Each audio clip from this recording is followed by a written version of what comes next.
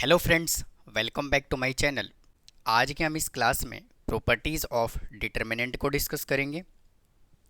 और इससे पहले मैं डिटर्मिनेंट का एक वीडियो बना चुका हूं। उसमें डिटर्मिनेंट कैसे कैलकुलेट करते हैं, 1 इंटू 1 ऑर्डर का मैट्रिक्स हो, 2 इंटू 2 ऑर्डर का मैट्रिक्स हो, 3 इंटू 3 ऑर्डर का मैट्रिक्स हो, उनका डिटर्मिनेंट हम कैसे कैलकुलेट करते हैं, मैंने डिटेल इंट्रोडक्शन पार्ट बनाया हुआ है। अगर आपने अभी तक नहीं देखा है तो प्लीज़ उसको जा कर के देख सकते हैं।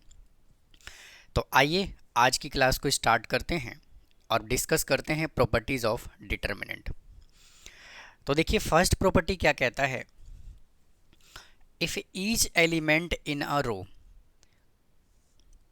और in a column of determinant is zero then the value of determinant is zero. यानी कि किसी भी एक रो या एक कॉलम के सभी एलिमेंट अगर जीरो हैं तो उसका डिटर्मिनेंट जो है वो क्या आता है, जीरो आता है।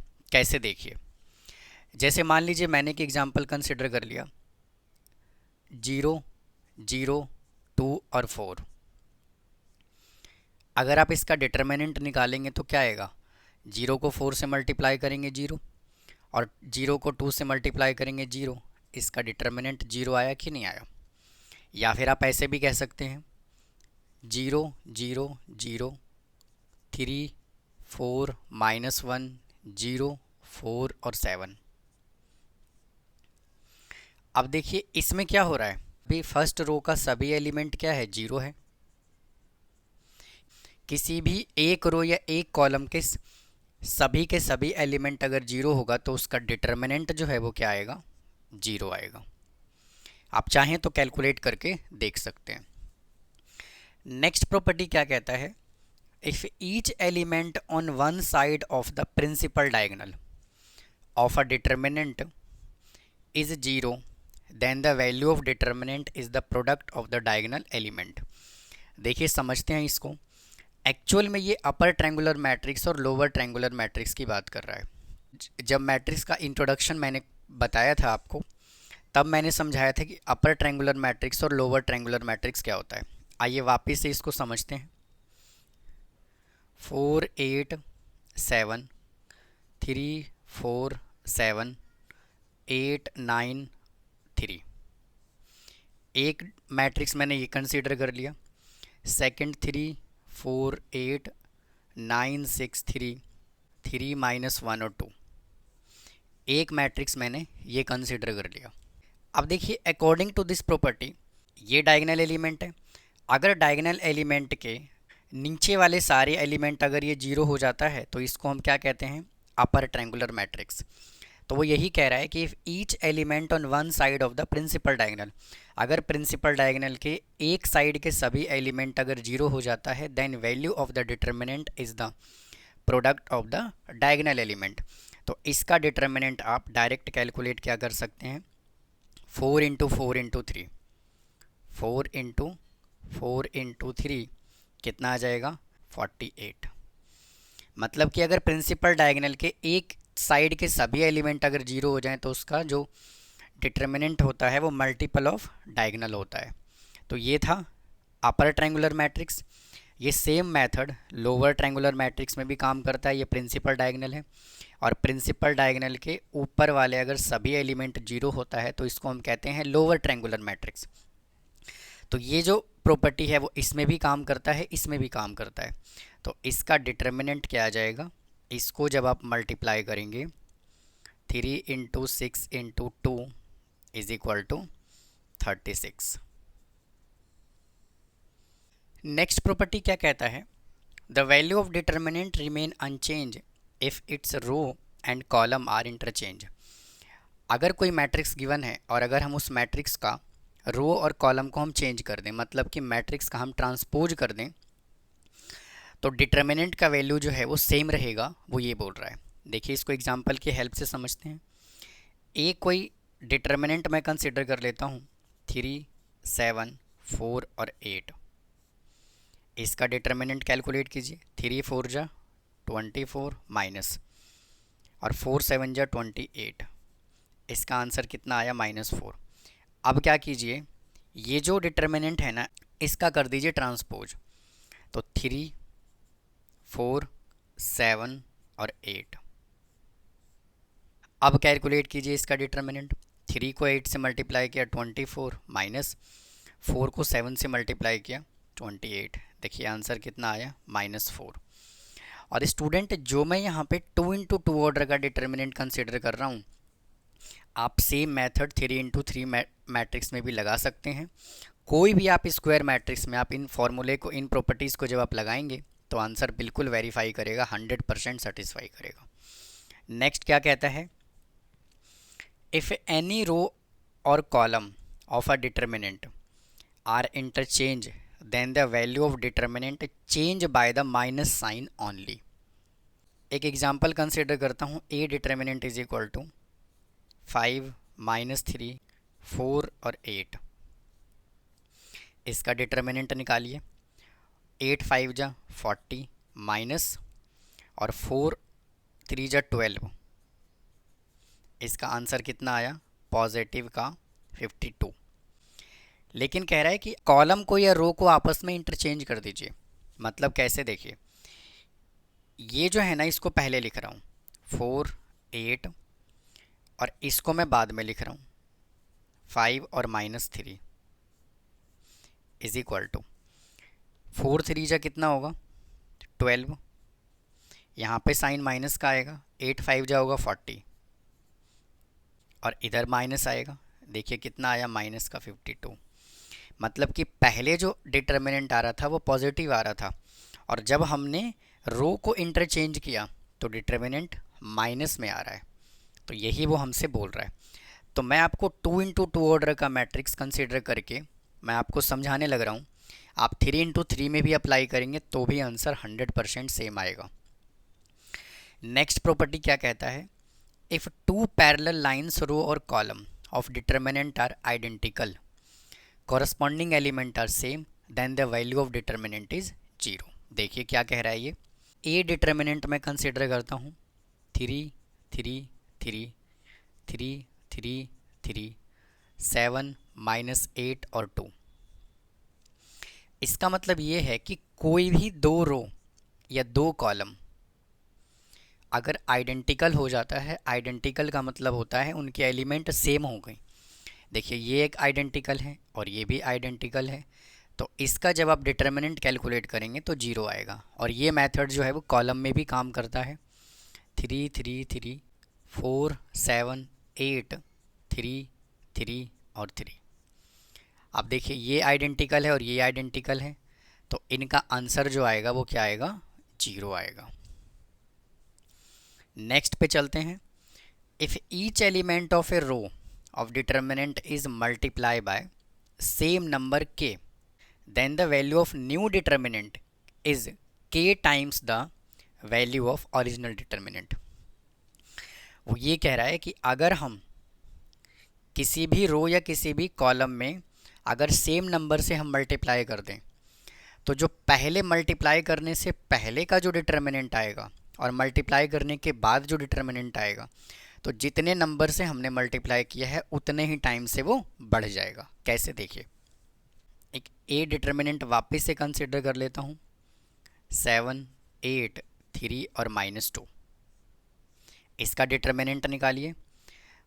7 2 जा -14 -3 8 जा 24 इज इक्वल टू -38।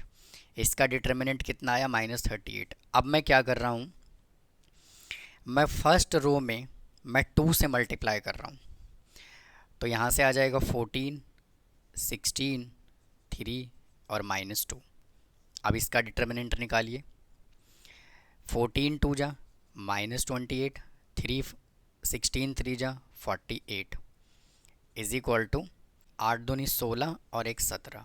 देखिए यही तो वो हमसे बोल रहा था कि अगर आप रो में या कॉलम में जितने नंबर से आप मल्टीप्लाई करेंगे उतना ही टाइम्स डिटर्मिनेंट जो है वो बढ़ जाएगा।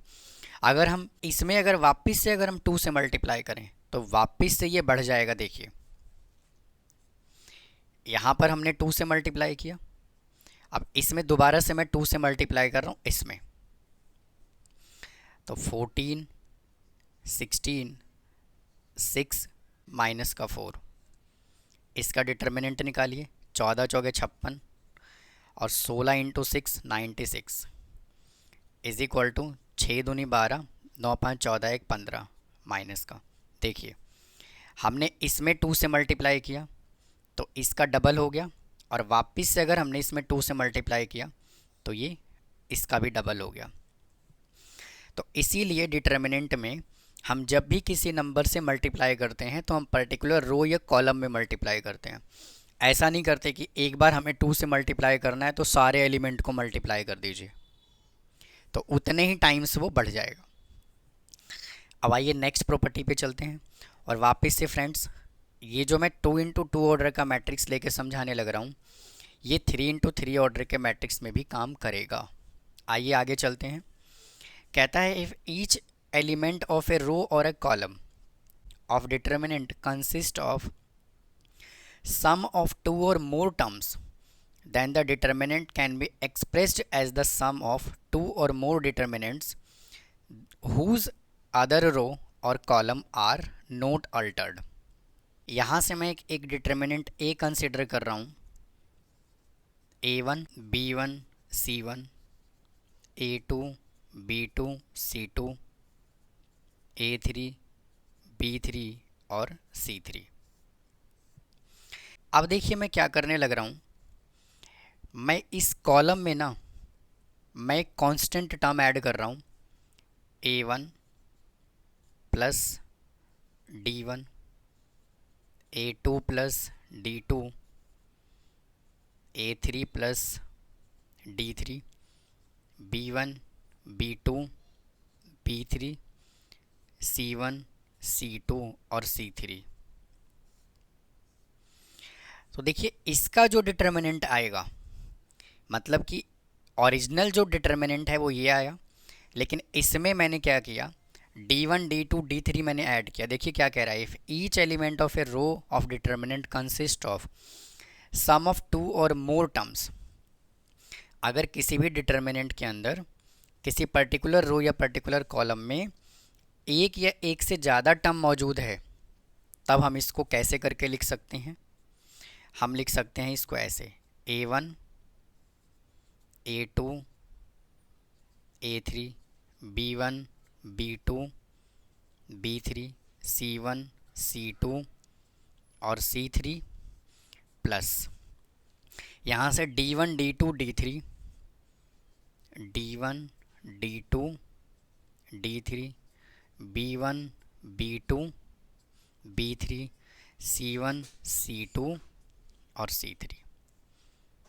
मतलब कि अगर कोई डिटर्मिनेंट का किसी भी रो या किसी भी कॉलम में अगर एक से ज़्यादा टर्म मौजूद है तो इसको हम ऐसे करके लिख सकते हैं, जो डिटर्मिनेंट इसका आएगा वही डिटर्मिनेंट इसका आएगा।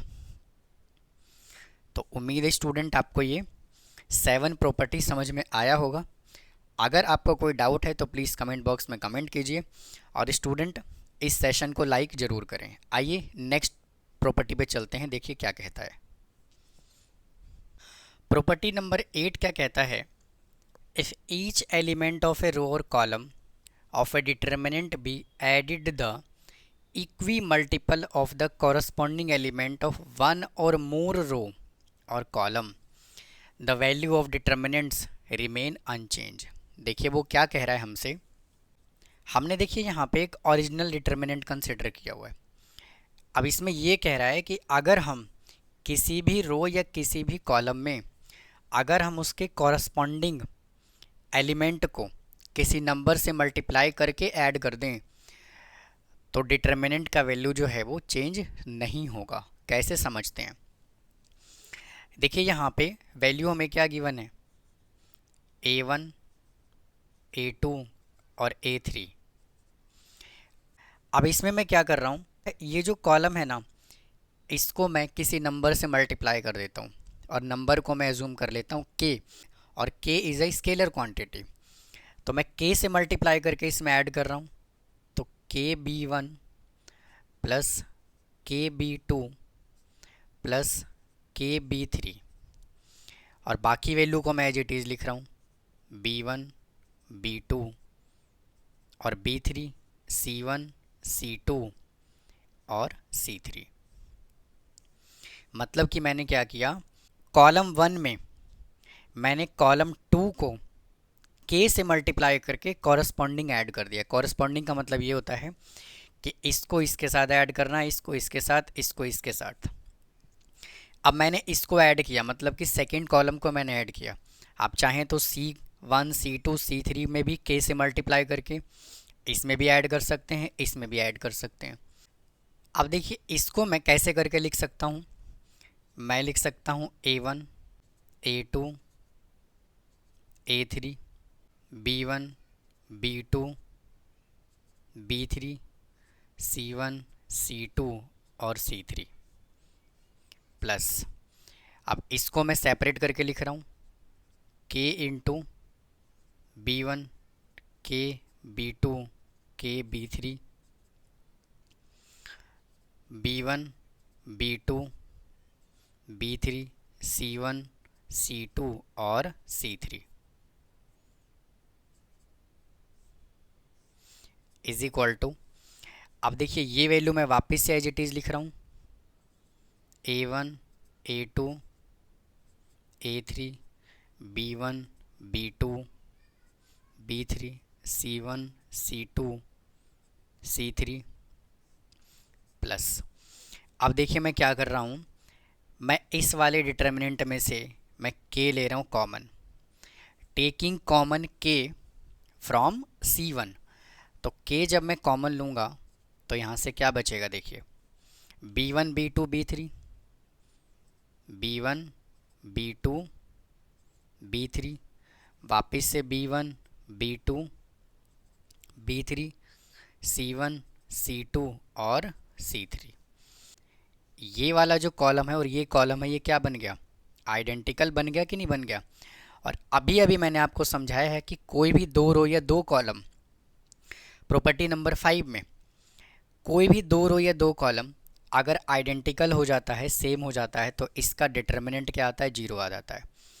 तो मैं क्या कह सकता हूँ, ये पूरा वैल्यू जो है वो एज इट इज़ लिखा जाएगा और इसकी जगह पर मैं जीरो लिखूँगा तो देखिए क्या आएगा, A1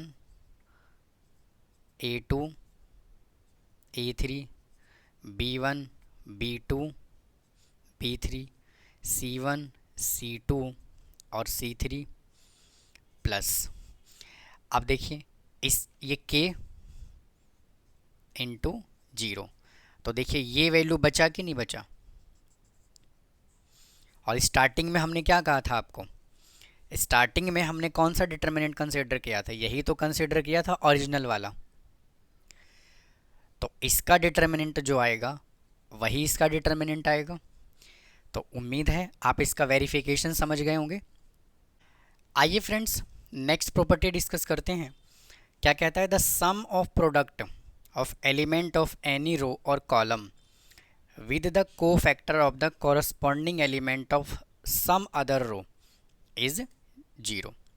तो देखिए वो ये हमसे कह रहा है कि आप किसी भी रो को कंसिडर कर लीजिए। मान लीजिए मैंने ये रो कंसिडर कर लिया, इस रो के एलिमेंट का इसके कॉरस्पॉन्डिंग एलिमेंट के को फैक्टर से अगर आप मल्टीप्लाई करके ऐड करेंगे तो उसका जो आंसर आता है वो हमेशा जीरो आता है।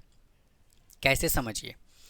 और ये मेथड जो है आप किसी भी रो या किसी भी कॉलम में आप अप्लाई कर सकते हैं। उसने क्या कहा है, रो और कॉलम। तो मैं मान लीजिए मैं रो 1 को कंसिडर कर लेता हूँ, A11 A12 और A13। अब इसकी कॉरस्पॉन्डिंग रो, चाहे तो आप सेकेंड रो ले लीजिए और चाहे थर्ड रो ले लीजिए।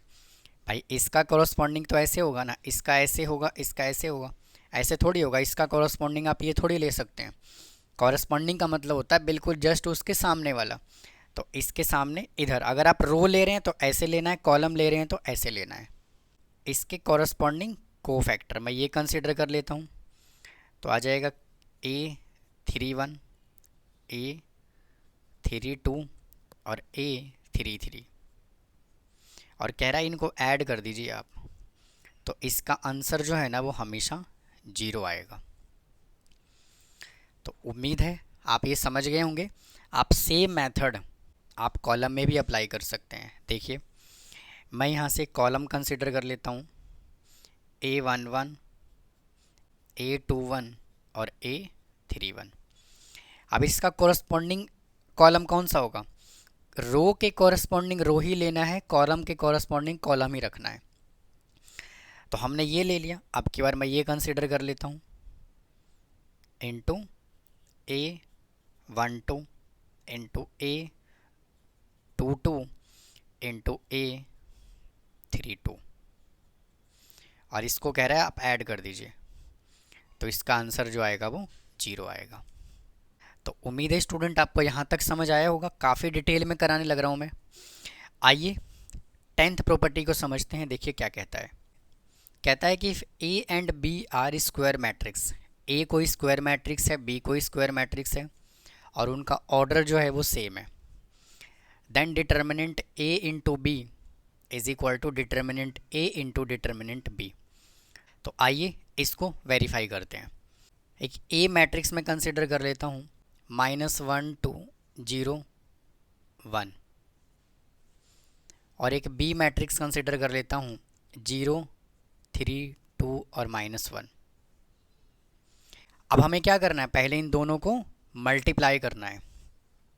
तो मल्टीप्लाई करते हैं, A into B is equal to -1 2 0 1, और B है 0 3 2 -1 इज इक्वल टू -1 को 0 से मल्टीप्लाई किया 0, 2 को 2 से मल्टीप्लाई किया 4, -1 को 3 से मल्टीप्लाई किया -3, 2 को -1 से मल्टीप्लाई किया -2, 0 को 0 से मल्टीप्लाई किया 0, और 1 को 2 से मल्टीप्लाई किया 2, 0 को 3 से मल्टीप्लाई किया 0, और 1 को -1 से मल्टीप्लाई किया -1 इज इक्वल टू, यहाँ से आ गया 4 माइनस का 5 2 और -1। अब क्या करना है हमें, इसका डिटर्मिनेंट कैलकुलेट करना है। Determinant A into B is equal to 4 -5 2 और -1 is equal to -4 -10 is equal to -4 + 10 is equal to 6। अब RHS में क्या बोला हुआ है, determinant A into determinant B। तो पहले डिटर्मिनेंट A कैलकुलेट करते हैं, -1 2 0 1 is equal to -1 + 0 is equal to -1। अब डिटर्मिनेंट B कैलकुलेट करते हैं, तो B क्या गिवन है, 0 3 2 और -1। इसको इससे मल्टीप्लाई किया 0 माइनस का 6, तो कितना आ गया, -6। और हमें क्या चाहिए, determinant A into determinant B। Determinant A into determinant B, determinant A कितना कैलकुलेट किया, -1, और डिटर्मिनेंट B कितना कैलकुलेट किया, -6, कितना आ गया, +6। तो देखिए हमने दोनों ही सिचुएशन को, RHS और LHS दोनों सेम आ रहा है, और हमने इसको 10th प्रॉपर्टी को वेरीफाई कर दिया। तो ये स्टूडेंट 10 के 10 प्रॉपर्टीज़ आपको समझ आया होगा। अब आइए कुछ बेसिक से फॉर्मूले की बात करते हैं। अभी क्या डिस्कस किया था कि अगर कोई A डिटर्मिनेंट है और अगर हम इसका ट्रांसपोज का डिटर्मिनेंट निकालें तो आंसर दोनों का सेम आता है। और सेकंड क्या है कि अगर कोई मैट्रिक्स A² का डिटर्मिनेंट है तो हम इसको लिख सकते हैं A इंटू A, या फिर हम इसको लिख सकते हैं A का डिटर्मिनेंट इंटू A का डिटर्मिनेंट, और या फिर हम इसको ऐसे लिख सकते हैं A डिटर्मिनेंट का स्क्वायर। और इसकी जगह एक फार्मूला क्या बन जाएगा, अगर A⁻m है तो हम इसको लिख सकते हैं A का determinant m, where m belongs to natural number. ये था स्टूडेंट प्रॉपर्टीज़ ऑफ डिटर्मिनेंट। 10 के 10 प्रॉपर्टीज़, उम्मीद है आपको समझ आ गया होगा। अगर आपको कोई डाउट है तो प्लीज़ कमेंट बॉक्स में कमेंट करें। चैनल को सब्सक्राइब करना ना भूलें, वीडियो को लाइक करें। फिर मिलता हूँ नए टॉपिक के साथ। थैंक यू, धन्यवाद।